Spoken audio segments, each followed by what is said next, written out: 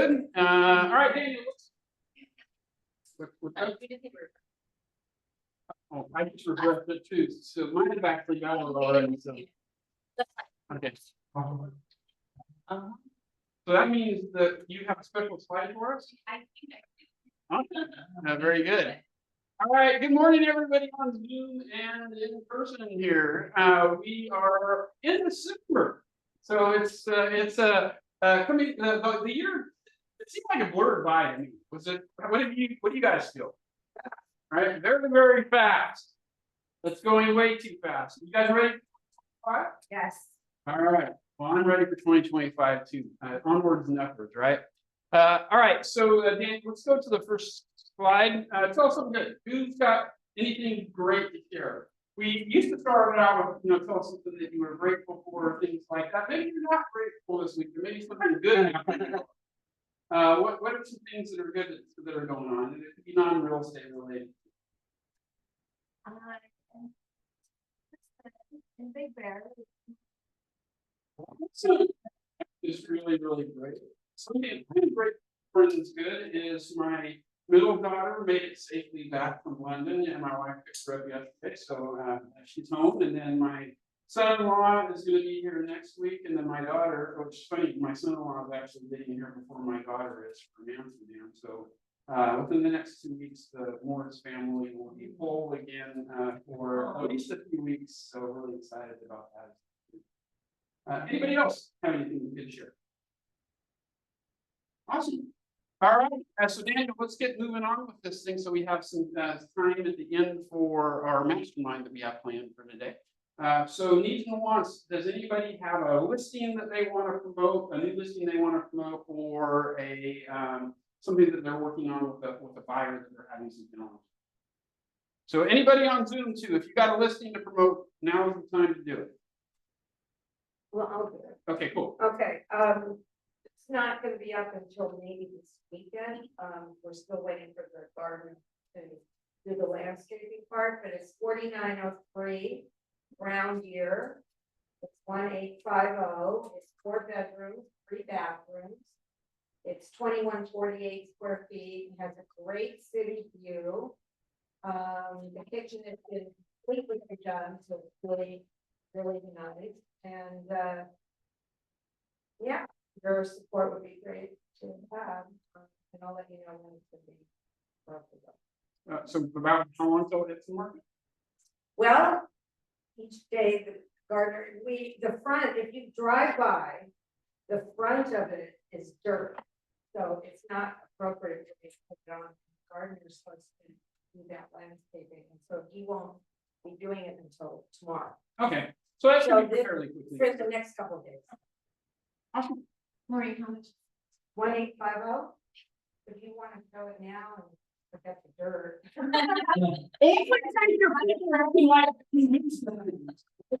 They're very motivated and sold their house. That's a great street. It's a great street and it has a little Good size house, good project. So young there. A new lease listing in Golden Hills. It's 3 bed, 2 bath. They're asking $5,400 a month. And great house, all updated inside. It's got a little yard space with an avocado tree, and housekeeper and gardener included. Guacamole. Guacamole.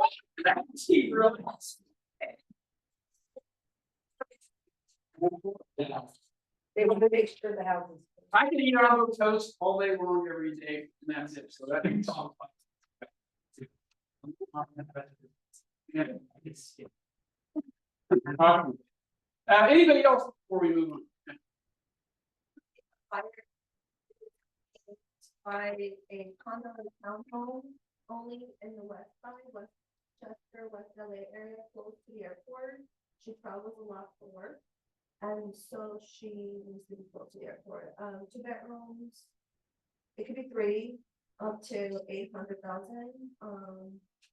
So 2 bedrooms, 2 baths, maybe condo. Yeah, if you can't hear Dree, Dree has a buyer looking for a condo close to the airport, 2 bed, 2 baths, price that they can spend is about 800,000. So if you know of anything or have anything coming up, make sure you let Dree know. Cindy.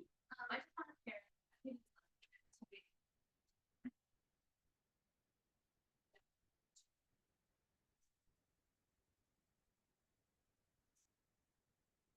So if you have a chance to take a look at it, go take a look at it so that you can help Stephen and Cindy get the household. Okay. Any other ones before we move on? All right, Dave. Some December birthdays on the list really quick. Claudia Flores, Julie Anderson, Yori Kim, our very own Dad on whose birthday is tomorrow. Also, good Kim here. Jackie Lee, Jacqueline Tubes, Jack Sessinger, Mark Carrera, who I know is on Zoom. His birthday is tomorrow. Gigi Will, or not tomorrow, but this month. Blanca Sierra, Helena Troy, your birthday is this month, so happy birthday. Tatiana, Ryan, Thomas, Michelle, Daniel, and Wanda. So we got a lot of December babies, right? So if you see any of them, make sure that you wish them a happy birthday month. And so since Daniel's birthday is tomorrow, I think we got to sing happy birthday. And Helena's here, and Yori's here, so we can do it for everybody. All right. On three, 1, 2, 3. Happy birthday.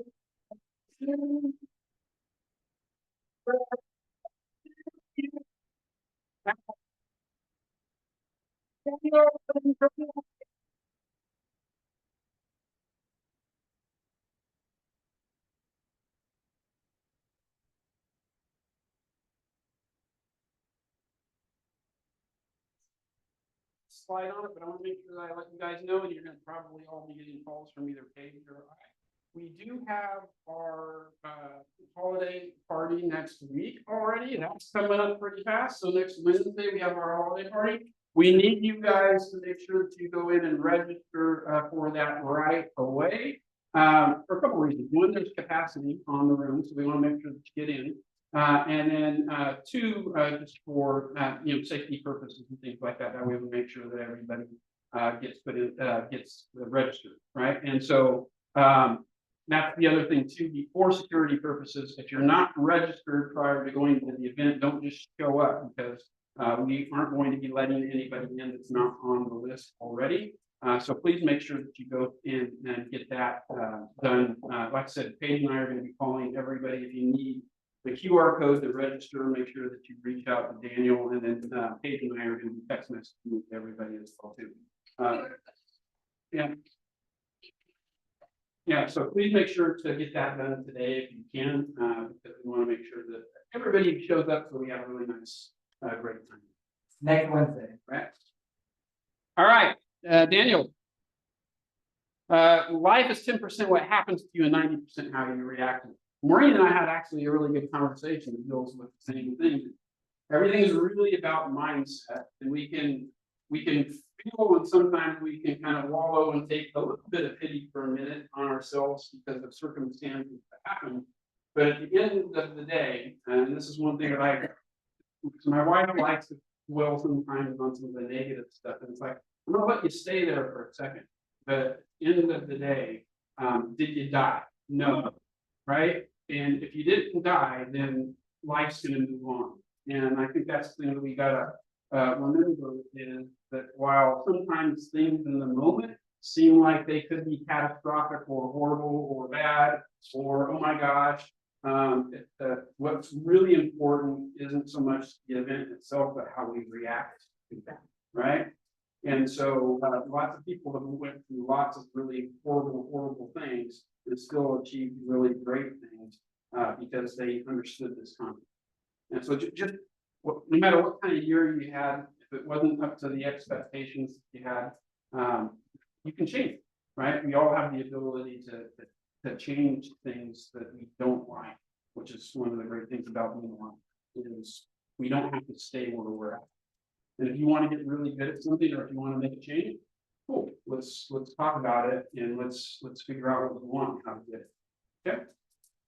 All right, Daniel.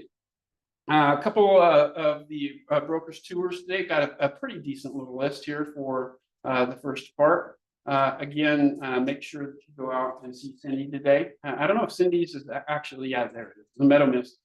Please make sure that you go check out Meadow Mist. One of the things I want to really make sure that we're doing a better job of this next year is going out there, and especially, we want to go see all the homes on Brook Tour, but especially let's go out and support our agents that are holding their homes open. Because it's important. We want to show up for them. We want them to support us when we're in the same situation. And we want to let this person know, hey, you know what, you live with KW, our agents show up in first.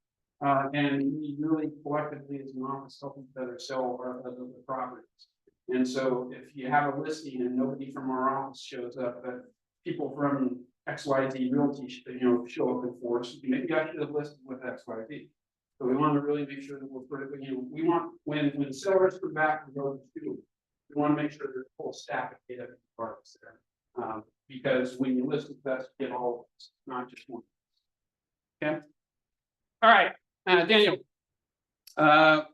Without further ado, we're going to just kind of jump right into it with our breakfast sponsor, Mike. Mike came before, and it was one of the best presentations we had. So we're going to have him come back again to let you guys know, if you hadn't heard the first time, some of the amazing things that this company can do to help you sell your house.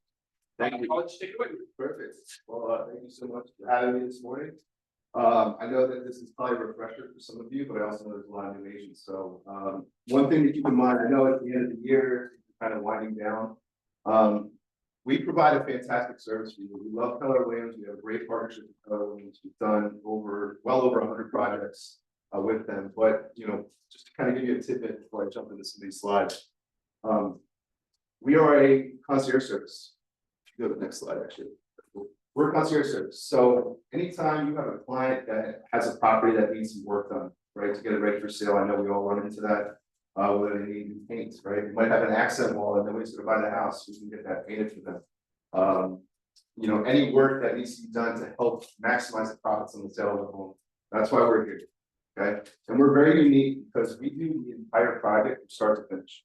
Right, it's a full-time job to manage a project. I don't know if any of you have ever done that, right? It takes a lot of time out of your day, and your time is very valuable.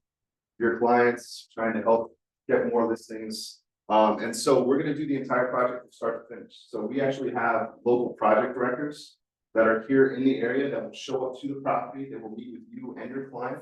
They'll provide you a free estimate. They will provide a scope of work, which providing options for your clients, I think is extremely valuable, right? You can go to the next slide, please. And so we'll come out, we'll do the entire assessment, and then you and your client can decide whether or not this makes sense for them to do. And with the assessment, they don't have to do everything on our list. They can pick and choose what they want. But the beauty of it is they don't have to pay anything up front. So we front all the capital to do these projects. A lot of times clients are like, I just want to sell my property as is because they don't have the money to do it. Right, it was a tough year for everything, inflation, whatnot. And even if your clients do have, if they're investing in something else, maybe they have kids and they're saving up for college tuition, right? So we will front the capital and then we get reimbursed once the property sells at close of escrow. So I'll jump into that a little bit. Our subcontractors, so we are the general contractor, we're licensed. We have an entire network of subcontractors at our disposal that are ready to work today.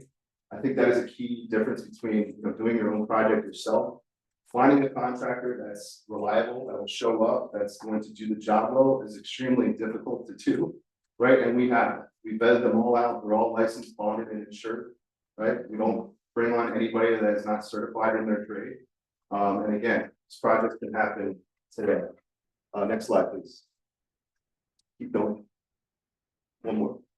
Perfect. So, as I mentioned, we front the capital. Your homeowner has up to a year to sell the property. So once the project's completed, the property gets listed for sale. Once it's listed, it has to stay on the market until the property sells, right? So they have up to a year to sell the property. Now, another thing that's great for you all is that as a listing agent, right, it's going to be listed on the MLS. That's going to secure yourself as the agent. So let's just say the property isn't selling 6 months later and the homeowner says, I think I'm going to go with my cousin who's a real estate agent. They have a larger network, so I'm going to go with them. If they do that, they have to take it off the MLS and list it with the new agent, and that will void our contract, which means that they then have to pay us for the project. right? So it kind of puts them on the hook where they have to make a decision, hey, do I want to fork up the cost of the project, go with another agent, or should I stick with you? So it kind of secures yourselves as the agent. 2.5 to 3 times return. I think that is a very valuable number. It's important to share that with your clients. I have some stats that I'll share with you, but in Southern California, which we cover Santa Barbara all the way down to San Diego, we're seeing about a 2.5 to 3 times return for projects. So for example, project costs $50,000, that could be painting, landscaping, staging, for example, maybe a new kitchen, new bathroom. We're seeing about $148,000 in profit for the homeowner, and that's after we're paid. Right, that's significant. If I was a homeowner and I'm selling my property, and I can get an additional $150,000 and not have to do a single thing, you know, it's kind of a no-brainer.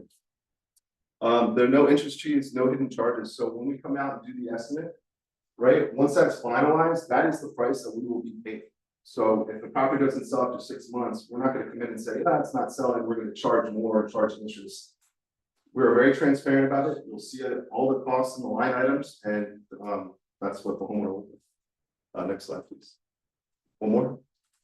So I do apologize. This is an older slide. I just found out I was on paternity leave, so I came back and we changed something. So projects that are in scope, what we cover, foundations, we no longer do. Okay. So I apologize for that. But what is in scope is everything to the existing property. So that could be staging, as I mentioned, I was talking about staging, landscaping. If it's a dirt patch, we'll come in and do landscaping as well. Kitchen and bathroom remodels are a huge mover, right? Bedrooms, I mean, it's just the walls and paints, whatever. But an updated kitchen, updated bathroom goes a long way. Garage doors, surprisingly, are a big factor as far as helping increase the value of the property. But if you have any additional questions about this, I'm going to send all these slides to you so you'll be able to have this and ask me questions. What we don't cover though, we're not doing any new additions, no new ground up construction. Okay, so we're not adding square footage. We will not build ADUs. If there's an existing ADU, we'll work on that. We're also not doing any commercial properties, any mobile or manufactured homes. All right. About permitting something. We as a general contractor, we're the ones that will secure all the permits for that. Yeah, we do everything by the book. So you know, I've had agents ask me, well, what if my client says, you know, I want to do this without permitting it? We won't do that because we don't want to put you guys at risk. We also want to be liable as well. So we'll take care of it. Next slide, please. So this is what I was mentioning before. I won't spend too much time on this. You guys can all see the result, but that I want to give you a range as far as what the cost of a project is versus what the average homeowner profit is. Okay. And again, I'll send this out to you, but pretty significant. And I've actually put together some of these slides with some of our case studies, which I'll show you at the end of this, for you to bring this to your clients. Because some people may be on the hook, or may be hesitant to do something like this. I think this speaks volumes. And again, we're here to get the property ready for listing, ready for sale. We're not going to take a long time to do these projects. We have contractors that are ready to go. So it's a pretty fluid process. Next slide. Do you have a question? Yeah, in terms of timeline, and city other contractors, what happens if is there like an agreement where they say, oh, we'll complete it with this time frame? Yeah, if you don't mind, I have a slide. Oh, actually, I don't have a slide. So yes, great question. So for those of you on Zoom, the question was, you know, with the time frame, do we stick to it? And is that if there's an agreement? Great question. So the way it works is if you have a project in mind, you fill out our contact form, has a couple of questions. We then assign you a project director. Within a couple of days, we're working with your contractor, project director to come out to the property to do the assessment, right? So that can take, you know, 2 to 3 days for that to happen. Once we provide the estimate can take up to 48 hours for them to do everything, put together a scope of work. So a lot of this can happen within a week. We don't start construction, or I shouldn't say construction, we don't start the renovations until the contract signed with the client. But that is typically happening within a couple of days. So it's a very quick process. Now, with regards to our time frame, we do our best to stay within the estimated scope of work, right? It is construction, things can happen. So I would be lying if I said it always happens according to plan, but we don't get paid until the house sells, right? So it's in our best interest to get the job done well, to get it done on time, and obviously to represent you well, because you're bringing us on to help you and your clients. So, generally speaking, our projects, some of the smaller projects, cosmetic work, painting, landscaping, that can be up to 2 to 4 weeks of work, pretty quick and easy. When we start getting to the larger projects, like kitchen remodels, bathroom remodels, when we're getting permits, that can take a little bit longer. But some of these case studies I'll show you if we have a couple of minutes. If you want to click, I'll show you some of the timeframes we have. So like this project took 6 weeks. A $2.6 million property, about $75,000 in renovation costs, $425,000 in profit. Go to the next slide, please. Some of you may have seen these before, but you can see it's outdated, right? There's some wood beams and everything. At the time it probably looked great, but we do a fantastic job working with the existing structure, working with existing materials. We want to get, we want to yield the highest return for them. So if we can save costs by utilizing existing materials, maybe the kitchens have fantastic cabinets, great wood, maybe they just need to be resurfaced. So we'll take advantage of that and do all of that. But you can see the bathrooms just pops, much more updated, much more livable. Next slide, please. This was a smaller kind of condo, $2 million, about 36.5 in renovation costs, 163,000 profit 4 weeks. Next slide. So I like the tile personally, but it's a little outdated. But we ripped that out, put in some vinyl flooring, obviously fixed up the kitchen, put in a fresh coat of paint. And again, 4 weeks, right? Next slide. This is a property in Manhattan Beach, $2,750,000, 146 in renovation costs. And this was a huge profit. So this was during the pandemic.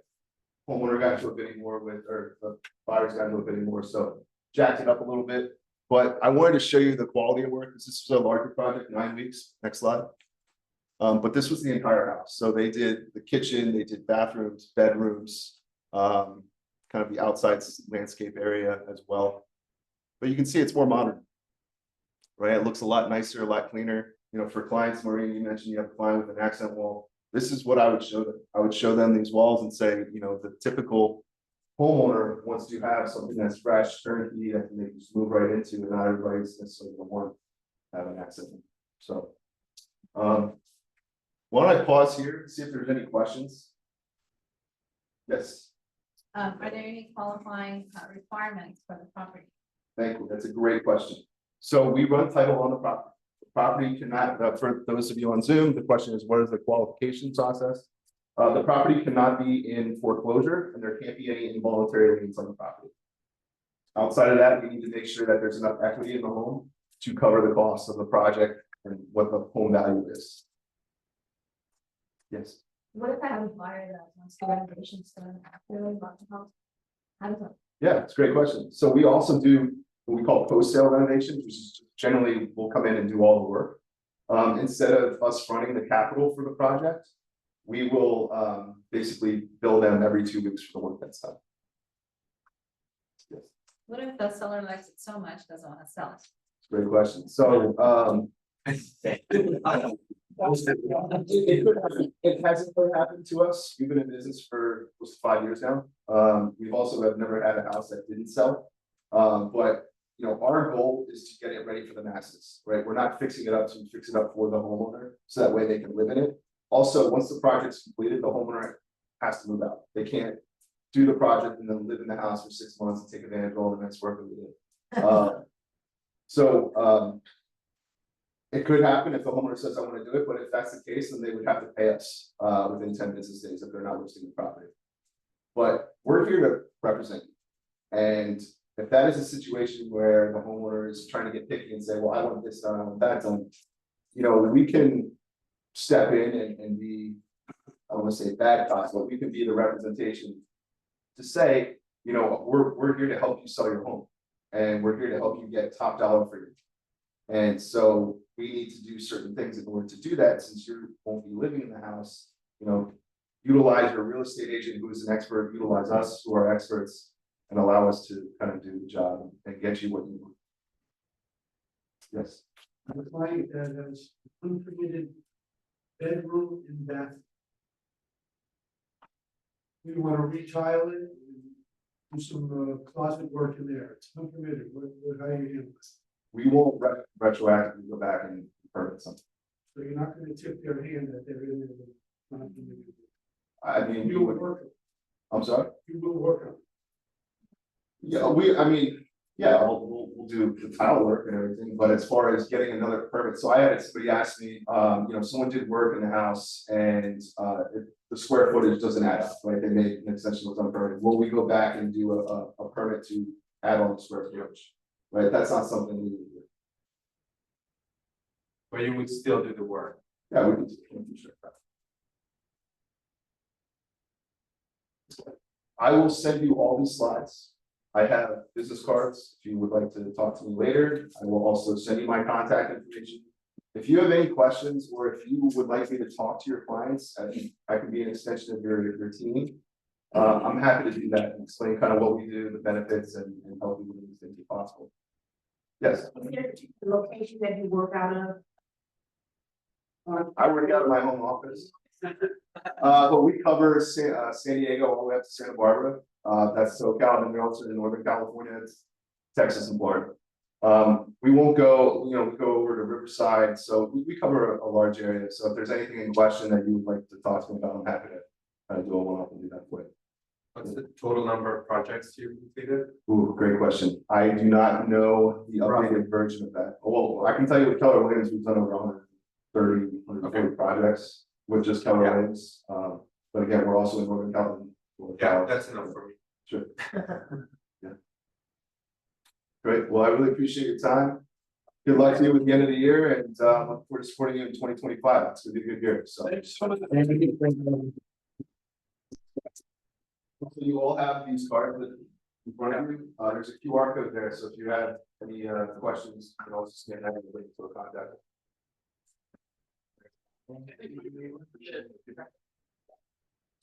Great stuff. All right, let's go through these slides, Daniel.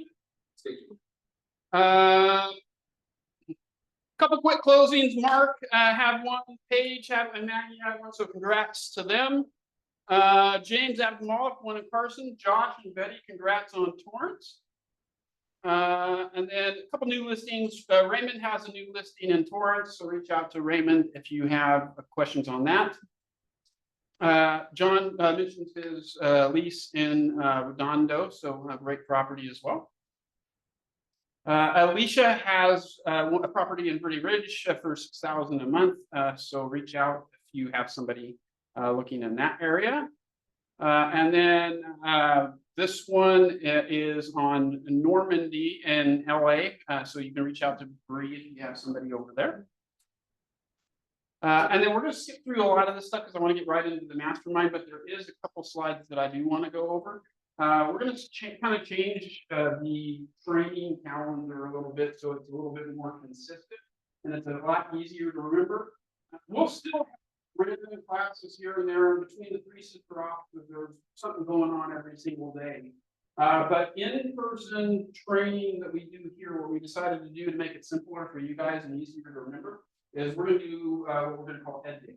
And Ed Day is going to be every Wednesday, except for if there's a holiday, right? And so you don't need to remember, hey, when's that next class in PV? It's going to be on Wednesday, right? And we're going to do 2 classes every Wednesday. You don't need to necessarily show up to 2 if you don't want to show up to both. But here's how the format or the structure is going to work. On Wednesdays, we're going to have a class at 10:30 in the morning, and it'll go till noon. And then we're going to take a half-hour lunch break. Then we're going to do a second class from 12:30 to 2 o'clock. And then that way you just know every Wednesday, if I want to learn something, it's going to be on Wednesday. Or, hey, when's that class? I forgot when that class is on Tuesday. It's always going to be on Wednesday, right? I think the consistency just makes it easier to remember, and you can plan around that a lot better than having random classes here and there. Okay. So the first one we're gonna do is tomorrow, so that'll be December 4th. We're gonna do 2 sessions. First session in the morning is going to be on building a referral-driven business, because who here does not like referrals? I didn't see anybody raise their hand, so that's a good one. So we're gonna talk a little bit about identifying top referral sources, creating a referral-worthy experience so you get referrals, how to manage a referral network so you get a consistent flow of referrals, and then how you actually implement a referral program. So that'll be the morning session from 10:30 to should say 10:30 to 12. I know it says 11:30 on there. I did a typo. And then that shouldn't say 12:30 to 1. It should say 12:30 to 2. I didn't have enough coffee yesterday. So just maybe make a note on your forms there. It's 10:30 to noon and then 12:30. And then the second afternoon session is going to be how to find off-market opportunities so that you can get more properties that aren't necessarily on the market, especially when inventory is tight, super important, right? Now we're going to do something cool with this as well too, is we're going to do class day on Wednesday, and then we're going to do what we're calling the KWPV Ed Lab on Thursday. And so if there is anything that we're teaching you how to do on Wednesday, right?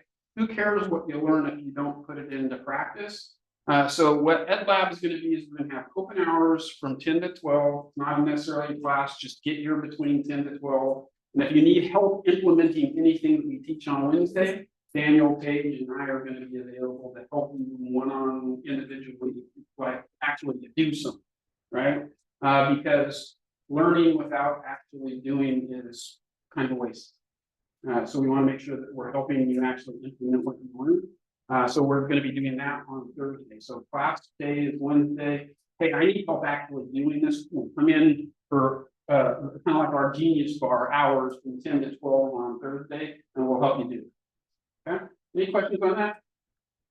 Bring your laptop. Bring your laptop too, because well, especially on the Ed Lab day, because if you need to help us do something for you, bring your stuff so we can help you actually do it. Okay, cool.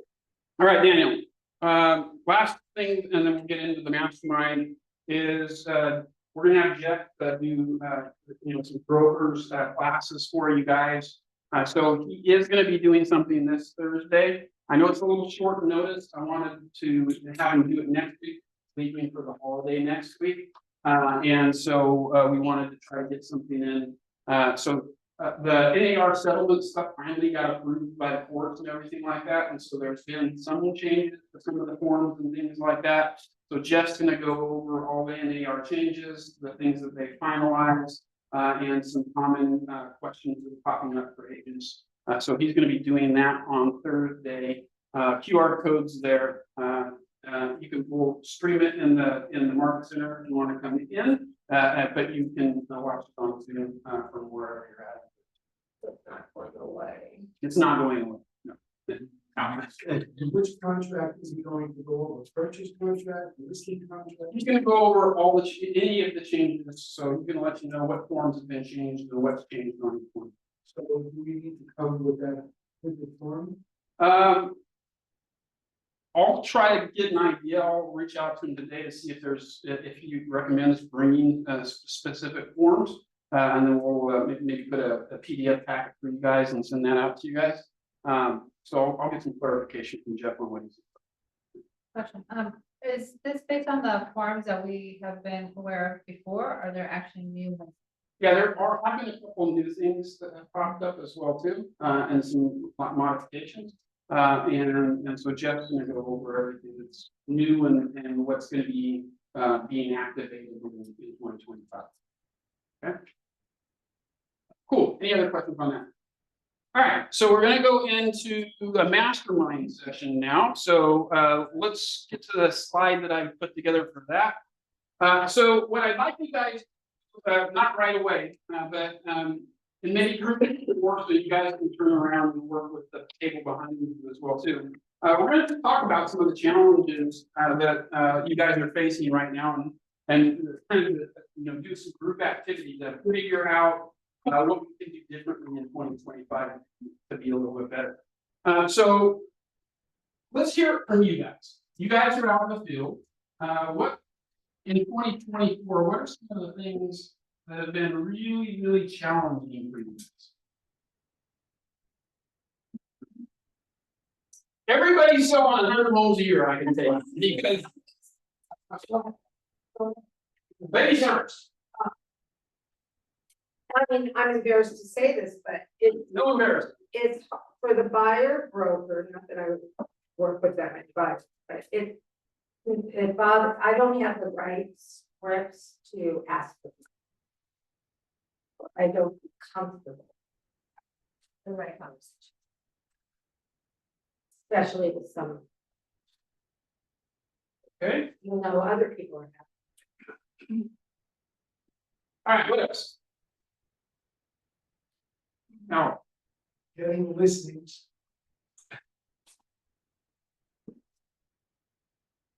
Because a lot of people have paralysis with a 3% existing mortgage rate.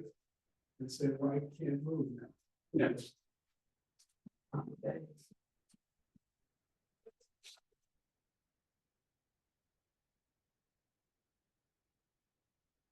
all right, No. what else?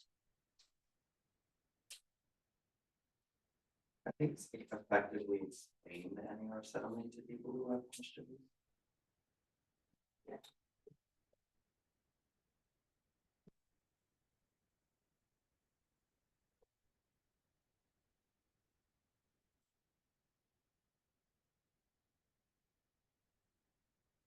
Okay, so we got scripts to ask buyers for the money, right? So you guys are having problems saying, show me the money, right? Getting listings, especially around, hey, I got a really low rate, and so I'm not gonna move, I'm trapped in my house. And then explaining the settlement to our consumers. Any other? Also reverse that. I have a few people that will not pay the buyer's agent.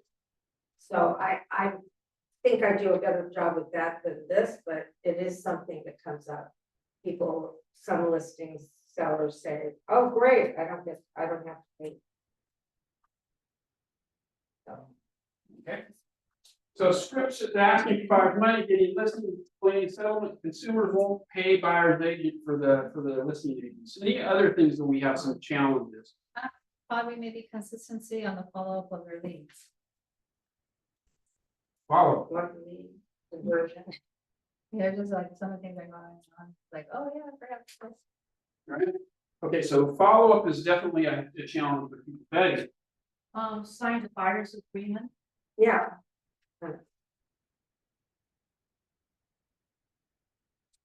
I'll put slash signed buyer's agreement on this. Yeah, like what? Before you don't. Sign this, I can't talk to you, right? Any other things that you guys feel, hey, you know what, I need to get this figured out to be successful in 2025?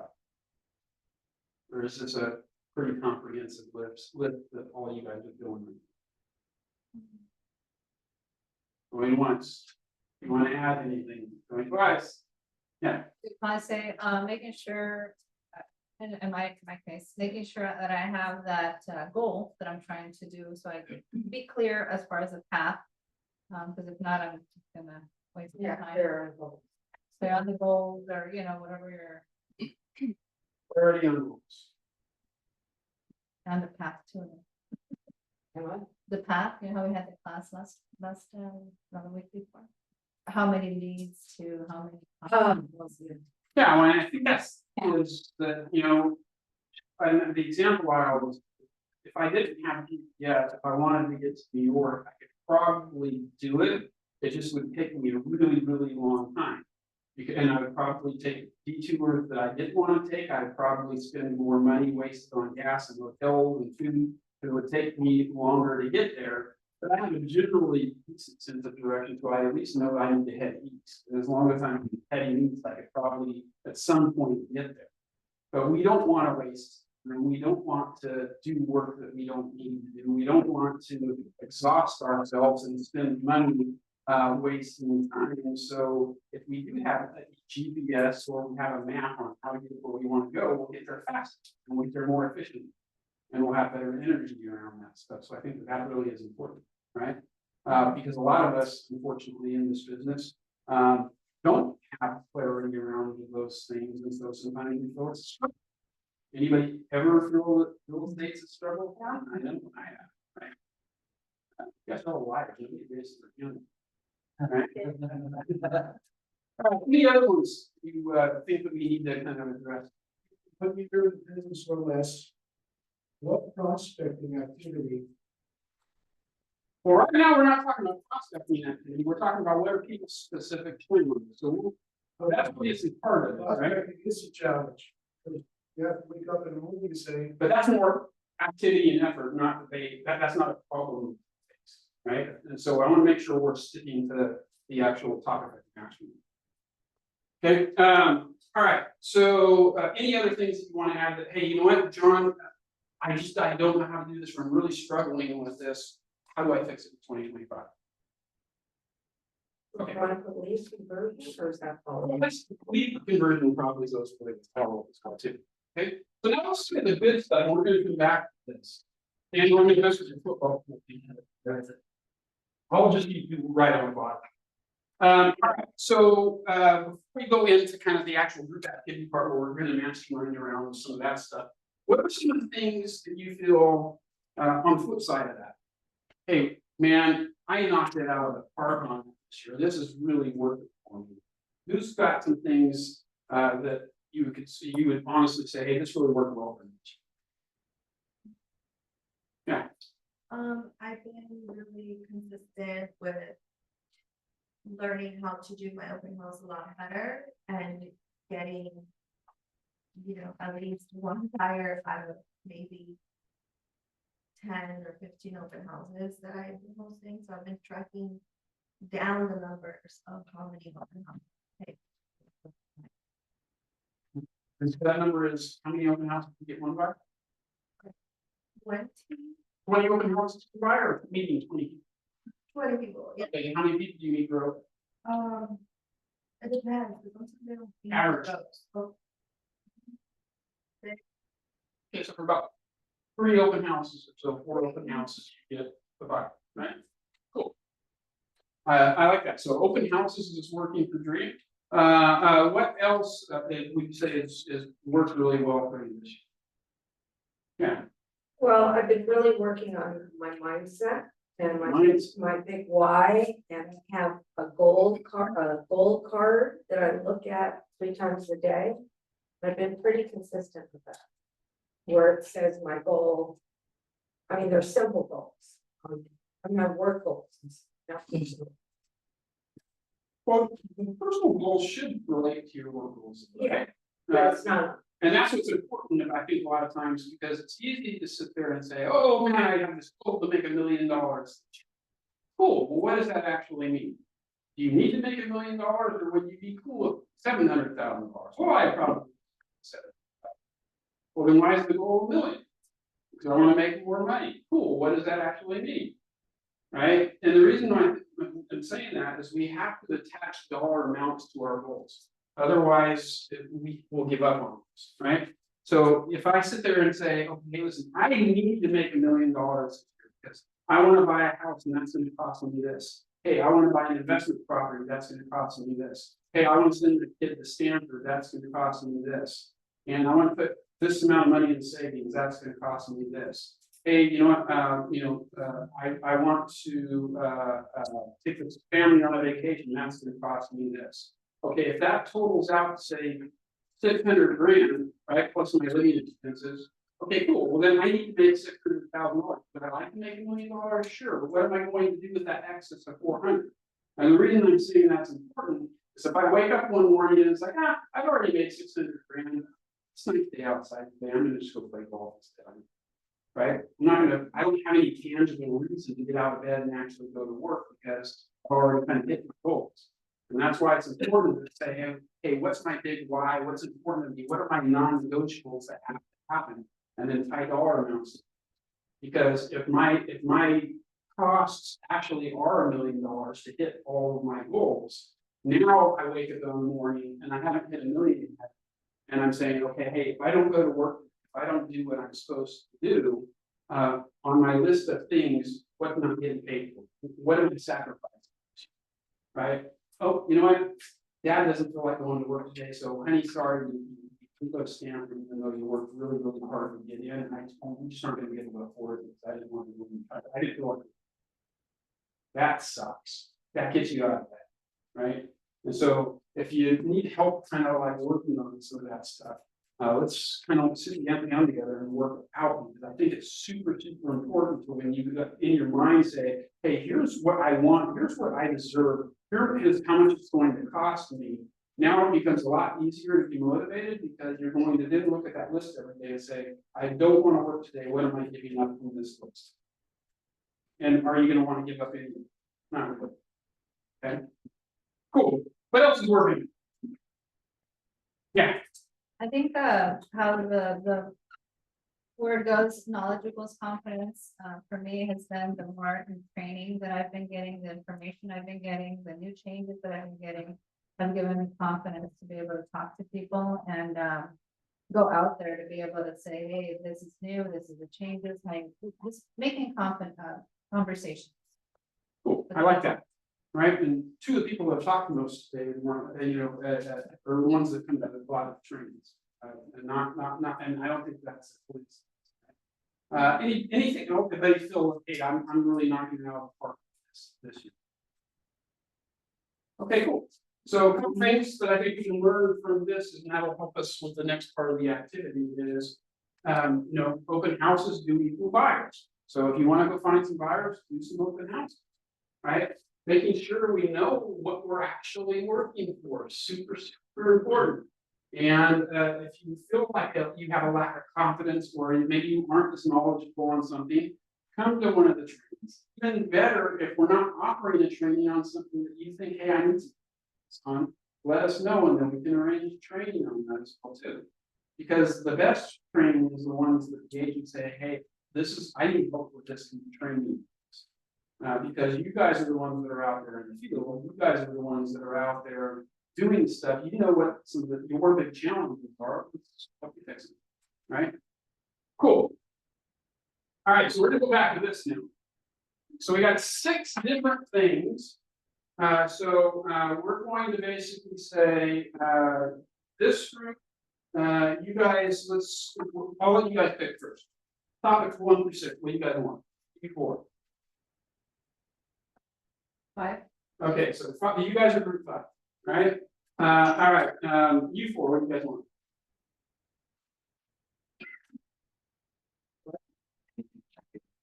Okay, first, are we supposed to be good at it or? Wait, you guys want to mastermind group? It's good. Okay, so you guys are group 1. Yeah, signing the what do you call it? Okay, all right, so we got this one done, we got this one done. All right, Big Al, what do you guys want to talk about on your group?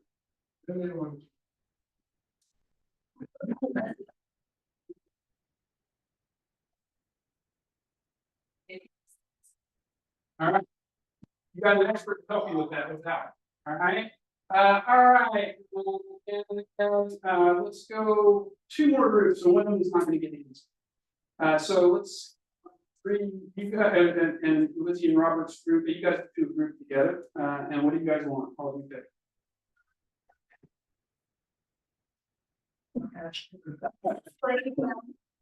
Or we won't pay buyers. Okay. Okay. He's taken off the board. So we got 4 and 6 available for all you guys in the back. Won't pay buyers agent or clarity on capitals and tax. Brittany, I'm going to leave the back room. Well, you know what? Won't pay buyers agent. You want to mastermind around that? Yes. Okay, so there you go. All right. So now what I want you guys to do, let's see how much time we got.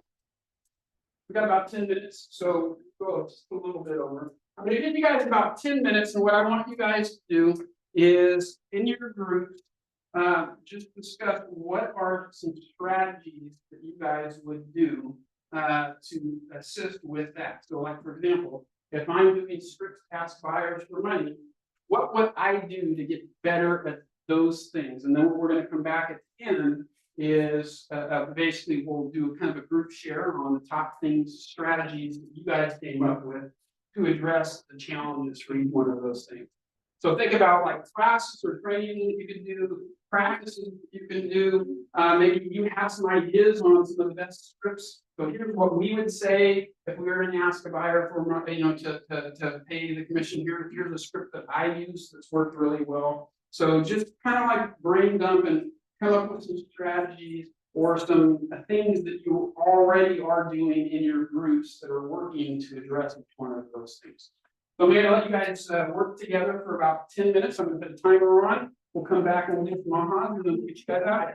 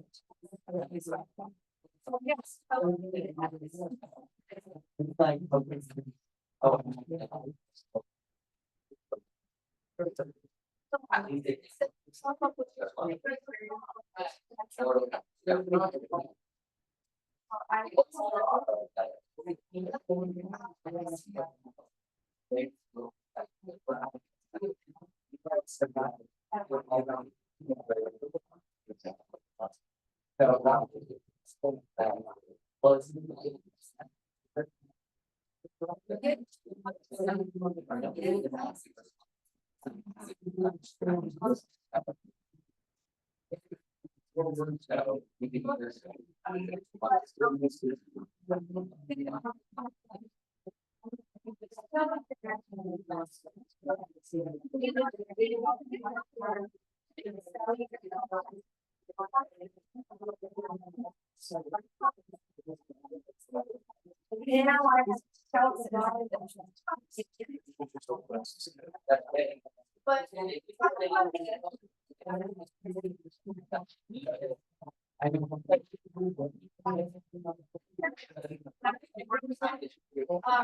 the final task. Main challenge is So they can't.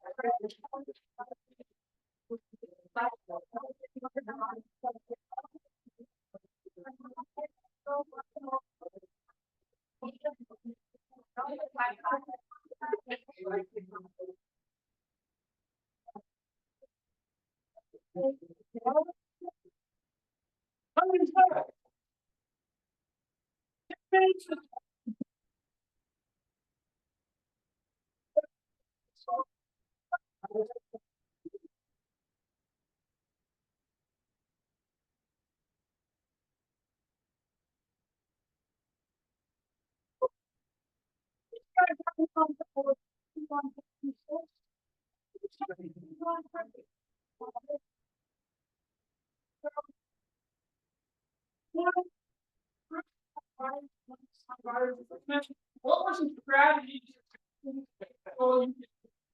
help get people to show you the money? Well, for me, something that I've done before is before showing them, I'll meet my property and show them. Pretty much say, hey, you know what? Majority of the time, the sellers pay for the ways, so we can request that permission and get them to sign that before showing. Regardless, whether they're saying any property or this, what they have to send this agreement. And if there's an issue later on, I'm the type of person that'll deal with it later, like if there's for whatever reason an issue with the seller thing, I'll deal with it then. But so far, knock on wood, thankfully, whatever, I haven't to deal with that, so. Yeah, so It worked out. yeah, letting them know that, hey, there's a good chance you're not going to be on the hook for any of this stuff anyway. And I think the other thing too that's important is just really clarifying to them, just because you're finding this, if we put an offer in on the property and the seller's not willing to pay the commission, you don't need to actually follow through with buying the house and paying. Because if we're asking for buyer time and they don't agree to that, that's a rejection of that offer. And then ultimately, you don't then need to sign that counter so you're not paying the rent. Right? So I think just letting, especially first time home buyers that are a little bit more unfamiliar with the process. Hey, by you signing this buyer broker does not mean that you for 100% sure are going to have to pay me. If the seller won't pay, they're going to counter us back. And then you can make the decision at that time, either say, yeah, I'm going to proceed or I'm not. Yeah. Right? And another thing, it's like explaining to the buyers and the sellers, nothing has changed. The commission was already being paid by the buyer anyway before the settlement. So it's, do you want it from down payment or do you want to get paid from the loan? Because either way, they pay a commission. Right. So, And I think that's one thing that's a really good point to be clear on is most people always thought, hey, the seller is paying the commission. Well, the buyer's putting an offer on a house, paying a price that then the seller turns around with that money and pays the commission. So no offer from the buyer, the listing agent's not paying any sort of commission. So theoretically, the buyer's offer was always what triggered the commission anyway. So yeah. Okay, well, I thought I'd said it really to a client that I sold to many homes. He said, Maureen, we've worked together for a long time. Would it be better if I went to the listing agent so we could avoid all of this? I mean, it was like, this is a guy that felt that way. So what do you say to that? Well, I think at the end of the always. I mean, What would you say to that? Well, I can provide all the answers, so what would you say? he said, that obviously you would get better representation, and things like that, but this is a guy that I worked with for years. Yeah.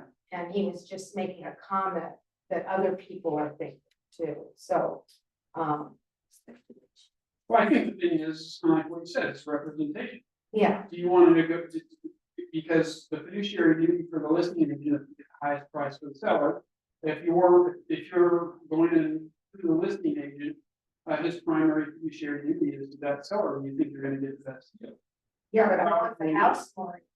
You're not gonna get paid. I'm not paying. You might Like I have, said, so if I can't get the house, that's something I'm not willing to do. Well- Because you're, what is, I'm just saying. what It is, was the first day that it happened, the August 17th, so it was very difficult. well, I mean, here's the thing, also, when a seller, a selling agent typically knows the price at which the seller is willing to sell. And they'll find out the price the buyer is willing to buy. So if he kind of like meets them in the middle, the buyer loses out on, who knows, a $70,000 gap, $80,000, $100,000 gap. So But it they presented wouldn't like that. fight for the buyer agent.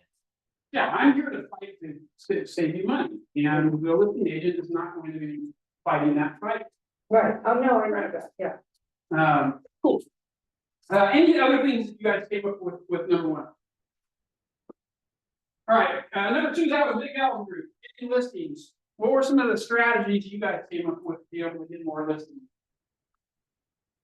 Oh, we talked about, basically the prospect part of it, because once you get, the leads, and we talked a lot about the sphere, our own sphere. Just getting out there and doing it, start people later, getting, people to know that you're in the. Yeah, I don't want to be a secret agent. Yeah, that's a thing. About. Just, yeah, that mentioning that, you know, in every situation you're in. Make sure that they know that you're in the. And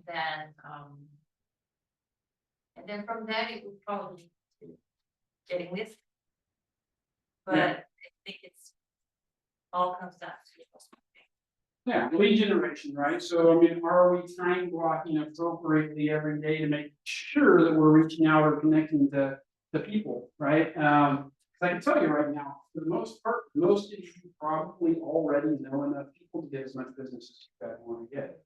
It's just, are we consistently connecting with those people in a meaningful way? And so going back, that really kind of goes back to, you know, actually the five a little bit too, then you're gonna get conversion with follow-up, right? Because the average consumer takes about 5 contacts, or 6 contacts back to begin working with somebody. But the average agent, it's 50% of the agents will only follow up once, right? And so I think that's really important. What about explaining and selling to consumers? You guys, what group had number 3? Okay, Tree, what are you guys talking about? We talked about how important it is to be very transparent and be confident when you are doing your listing presentation or your buyer's presentation. And once you are transparent enough and they understand, they don't have any objections to paying whatever commission you want. Yeah, so I think what I heard from you guys is being confident, and I think, you know, that kind of was alluded to earlier, word is confidence.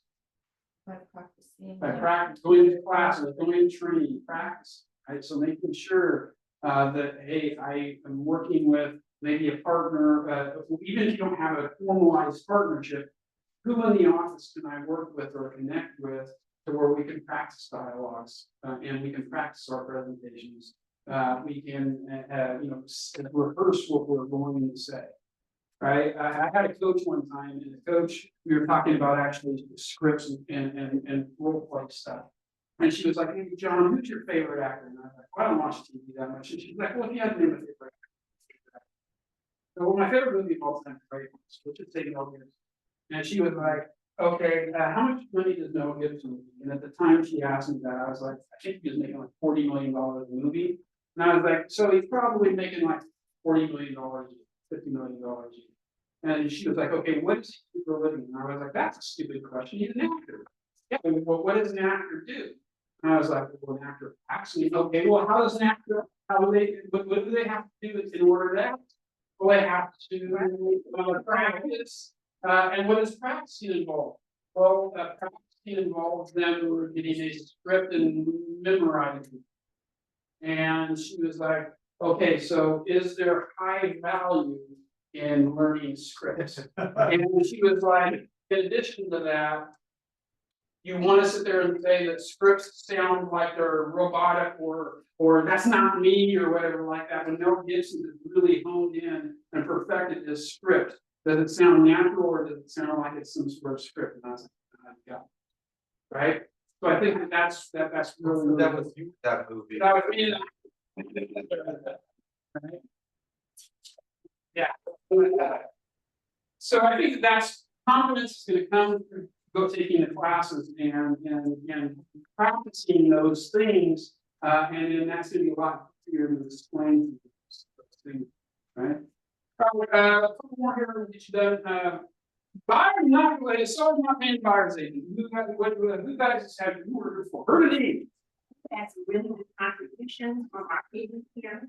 My main contribution was we need to have a buyer's consultation with the buyer. Right. Designated time, there's a place, sit down and talk to them about the lease settlement. And Guillermo talked about. Education, Yes. and you need to ask the client if they're familiar with the changes in how agents are compensated nowadays, especially the buyer spread. And if they're not, bring them up to speed, but inform them that there's several ways to get paid. One of them is through the seller through their offering a concession. And also the buyer can pay the agent correctly. If the buyer can't afford it, perhaps we can see if the lender can roll the agent compensation into the amount of the loan. And there may be some other ways to play with the finance, see how that can be made possible. Yeah. But ultimately, if the buyer says, I can't pay, then you have to decide who you want to work with. And you may just need to say, I'm sorry, but then I can't offer my service to you. And so our feeling was you've got to have a place where you ultimately have to say, this is the line, and this is where I then back away. If we can't come to an agreement, it's okay to say, all right, well, good luck to you. Okay, and they also, that's. You hire something before it died. Before you say goodbye, would you refer to me or someone else? Say, there's another agent. Maybe we can work together. A lead is difficult to come by unless it's really something you definitely don't want to work with. You don't want to get your friend or colleague involved. But before that, would you consider taking another agent instead of just doing it yourself? Yeah, I like that because ultimately the thing is that it's like, if, hey, my minimum standard is 3%. And I'm not gonna work for less than 3%. If you can't agree to that, I can refer you to somebody who might be able to assist you, right? That way LD doesn't necessarily die. So I like that. Yeah, I think the team effort is something which, you can't do it, doesn't mean someone else. I'm not forcing for you because you can't afford me, but basically, yeah, you can tell them now that I'm saying. Right? I think at the end of the day, that's what's really important is again, we've got some classes on this. We got to know what our value is. We got to know what that's worth, and we have to articulate why that's going to be the buyers or to the sellers, right? And why we're getting compensation. So they had something else to contribute. Okay. What she. So, the bottom line is, it's good to have a consultation. Yeah. For coffee or in the office, over the phone is not the best, especially with discussing information. So,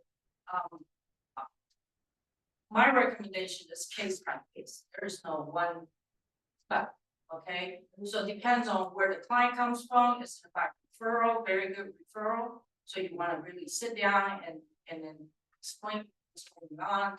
And it's also depends on what kind of client, culturally, like people from Asia, they don't sign anything.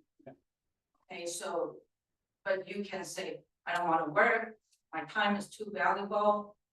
I'm just gonna try, so you can keep talking. Or you can say, okay, let's try this, even for practice standpoint, I've been in this years, I still want to try. And sometimes I fail, sometimes it's good, but you never know. Yeah, going is always good, we learn, right, as long as we think of this learning on too, I think that's a great. Yeah, I'm just a little bit puzzled. So when you refer it to another agent, are you expecting compensation? Of course, we're not here to party, Okay, wait, they refuse to pay you the night. who would refuse? If I were in working, so I don't want to pay it. It's a buyer, the referral paper. Yeah. No, I'm not getting from the buyer, I'm getting from the agent. Yeah, but if the buyer is not paying. No, but you don't, oh, if, you're saying after my referral, like I refer to you, let's He's work still not together. gonna pay. Yeah, they're not gonna pay, And the seller's still not but gonna are you, I'm gonna pay your referral. no, are you gonna continue working with the buyer? Yes, if you're referring, you said you're gonna refer to. Even if you get $1, you pay me whatever you agreed on, we don't have to negotiate. I go along with you, if you get the listing, or I mean, the buyer, you sold them a house, is you lease a house. You give me a referral, So like whatever we agree, 20%. but that's a case by case. That's case by case. I think what Benny's referring to is, hey, you know what, I'm a really busy person, you might not be able to pay me. I don't wanna go around and show stuff like that to you, because maybe you like a house and seller's not really paid. I got all these people I'm working with, I don't have time for this. Cool, so if you refer to refines that person to a property that the seller is willing to pay a commission, they get the commission, they should get a referral. But I am going to have a good, I want to refer to someone, I have a good relationship, Yeah, like say it's real. If she started negotiating with me after the first, okay, like negotiating, not discussion, right. okay? Give you the difference, if she say, hey Betty, I got this buyer, thank you so much for referring to me, okay? I'll give you the referral, right? But during the process, she has to do whatever she need to pay for escrow fee or whatever. We go along, the bottom line is the bottom line. But if she start telling me, say, hey Betty, I worked so hard, I did so much work, can I give you 10%? So I need to be agreed to up front. Upfront, but then she can do it, we can negotiate anything, Yeah. I can get 0, but she's on my list. Same thing. Gosh, and all kind of people, we have to work on the trust, we're not going to negotiate between us, but we can discuss strategy and all this, okay? But I don't like to lose, chances. I was in China for 1 month, I sold 2 properties. Okay, one even without meeting the client. I have a partner for it, and then she got it. But I think we have to. The reason we come to meeting is our learning. We also meeting agent, including us. Who can you work for? Can you work with me? Or you can only go to happy hour with me, or you can only party? No, we need to make connection. That's another. Get to know each other. That's another reason we don't open house, not for the cookie, not for the sandwich, but you make connection with the agent. So if you go to one open house, and you don't say hello to the listing agent, you waste. Yeah. That's just. That's your practice for brokerage. All right,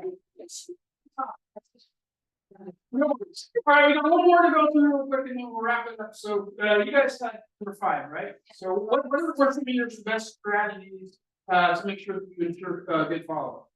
So we talked about how like on command, or you should prioritize your contacts from who's ready now and who's not really ready and work with ready before. So Talk about just getting organized, would be point number 1, setting up your command, if that's where you put all your leads and what have you, set up timeframes where you're gonna go ahead and reach out to them, like the tap that you had mentioned in the previous training.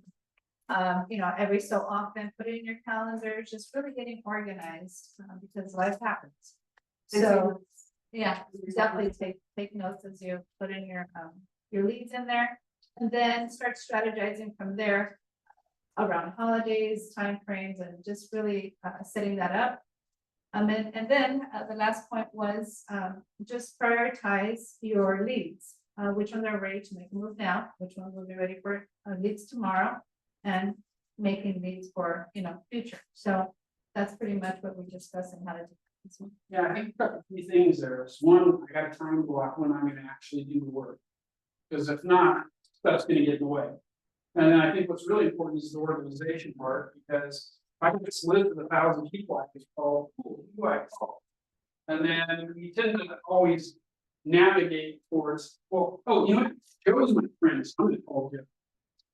I don't probably need to talk to you. So having a really good organized, database and prioritizing people based on when we think they might be ready to buy or sell. Now we know who are the more important people that we should be placing emphasis on. So I think that's really, really great. And one last point I forgot to mention was, be purposeful of collecting the information as you go out there on your regular run.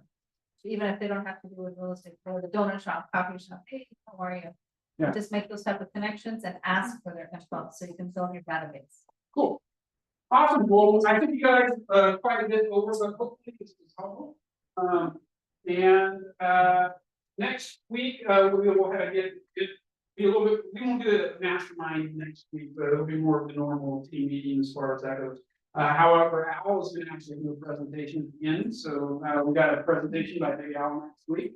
And then we have that day tomorrow, so if you guys want to come and learn how to build a better referral-based business, or how to find off-market properties, those are going to be the 2 topics tomorrow. Right? Sorry, I know we're out of time, but am I able to promote the open house? Yeah. Okay, sorry guys, but I'm close my on Sunday to Westchester, it's a 3-bedroom, 2-bath, single family property at the pool. Going for a 1 room. Which street is it on? It's on Vicksburg Avenue. Awesome. All right, guys. Thank you.